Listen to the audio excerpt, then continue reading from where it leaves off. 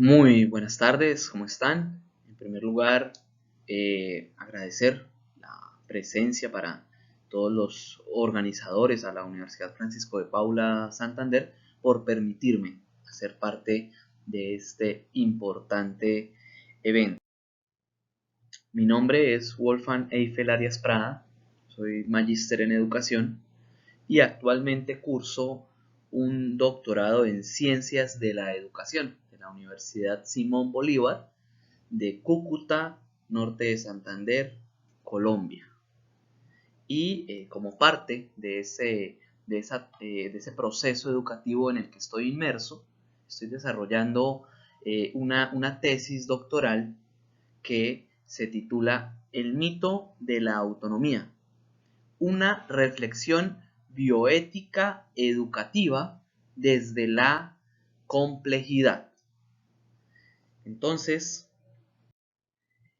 uno de los teóricos de los que parto para generar esta reflexión es Álvarez Méndez con su concepto de didáctica aplicada, que como pueden ustedes ver, pretende buscar en los estudiantes una autonomía intelectual. Y acá quiero hacer un pequeño paréntesis para indicar que como esta propuesta teórica es una invitación a la reflexión, los autores como Álvarez Méndez y los demás que voy a reflexionar no representan en su totalidad mi postura ni la postura que yo eventualmente voy a defender como mi tesis doctoral, sino que en cambio sirven justamente como lo plantea Freire para que se genere una discusión pedagógica educativa de acuerdo a los distintos contextos que podemos encontrar en nuestra sociedad.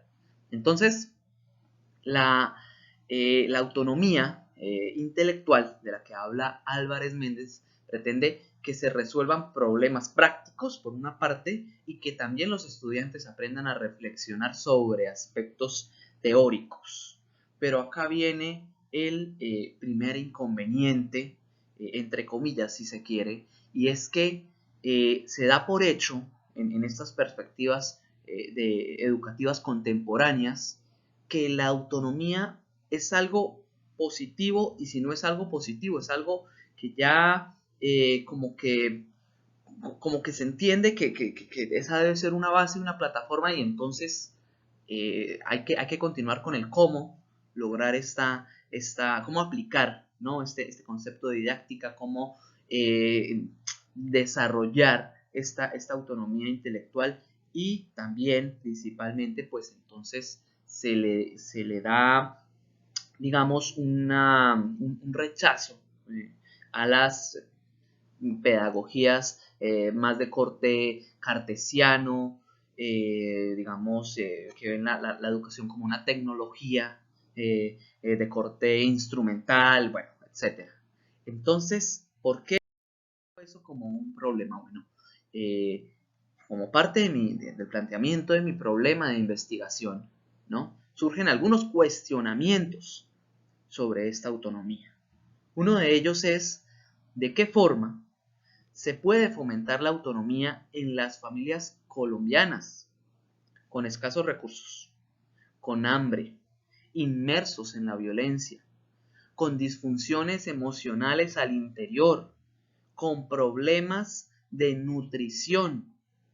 Entonces, eh, es decir, yo creo que esta es una realidad que podemos ver en muchos lugares del mundo, y probablemente los docentes que me están viendo en este momento se darán cuenta que esa es una de las cuestiones, ¿cierto? Y este cuestionamiento va ligado al siguiente, que dice: una verdadera autonomía solo se puede lograr en estudiantes que tengan resueltas sus necesidades educativas básicas. Entiéndase aquí el planteamiento de Amartya Sen, cuando se refiere a las necesidades educativas básicas como la salud, el trabajo, la alimentación, bueno, la educación, como es el caso de Finlandia. Entonces, o sea, autonomía, pero entonces tenemos que tener todo eso resuelto, porque Amartya Sen, por ejemplo, en sus textos lo que plantea es que todo funciona como una especie digamos, de engranaje, ¿no?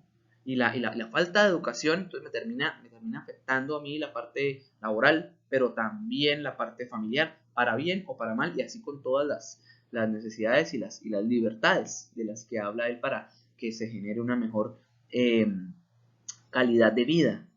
Entonces, ¿qué hacer en los casos en donde quizás la autonomía no, mm, digamos, no se puede desarrollar, ¿no?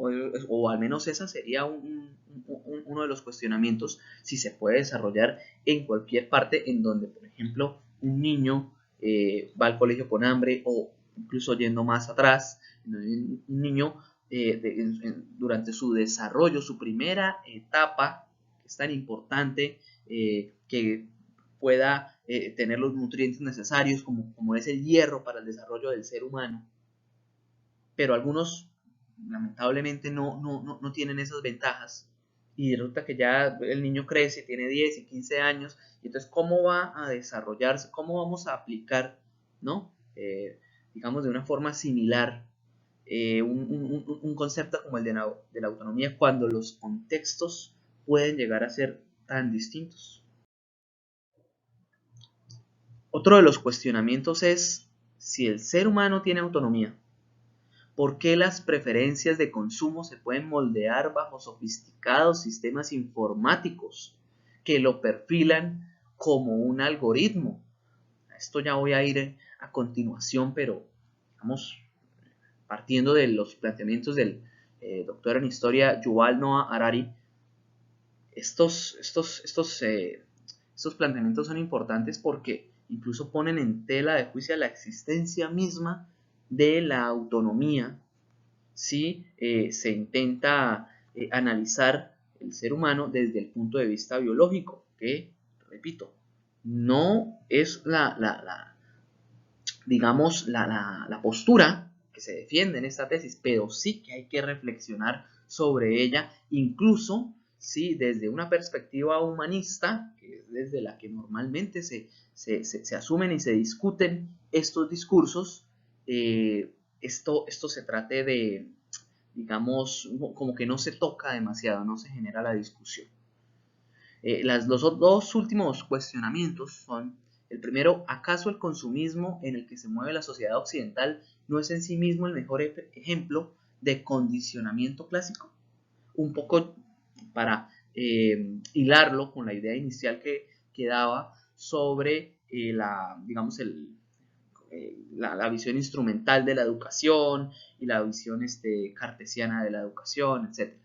Entonces, como se pueden dar cuenta, más que, digamos, estas preguntas tienen un carácter intencional, en el sentido de incitar, de, eh, de activar la reflexión, y pues de eso se trata justamente la participación en eventos como este. Y finalmente planteo esta pregunta que es central en el desarrollo de mi tesis, y es: ¿no sería conveniente la construcción teórica del concepto de niveles de autonomía? Niveles que se pueden analizar o se podrían analizar, es decir, fragmentar, desde distintos puntos de vista, desde las disciplinas, desde lo que son la concepción de las ciencias de la educación, entonces desde la filosofía, desde la historia, desde la economía, desde la pedagogía, desde la psicología, desde la antropología cultural, que también hay una tendencia muy fuerte a intentar explicar, o bueno, no explicar, sino comprender y reflexionar sobre el quehacer pedagógico desde lo cultural, que está muy bien, que, repito, por tercera vez no se niega en esta propuesta, pero que lo que sí afirmo de forma categórica es que hace falta integrar otros discursos a esta discusión.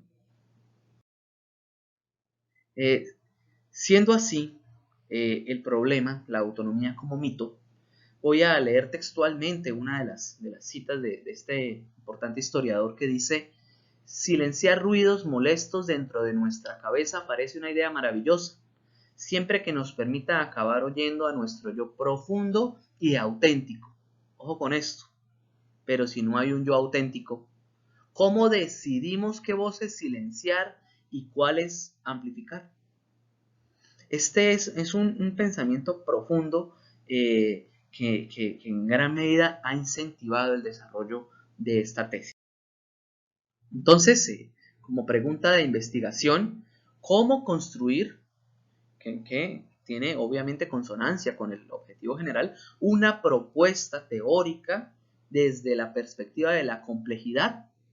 Es decir, una perspectiva que no pretende estudiar algo en específico porque es algo tan complejo, ¿no? Que no pretende explicarlo, sino pretende reflexionarlo y discutirlo. Esa es la perspectiva compleja de esta propuesta.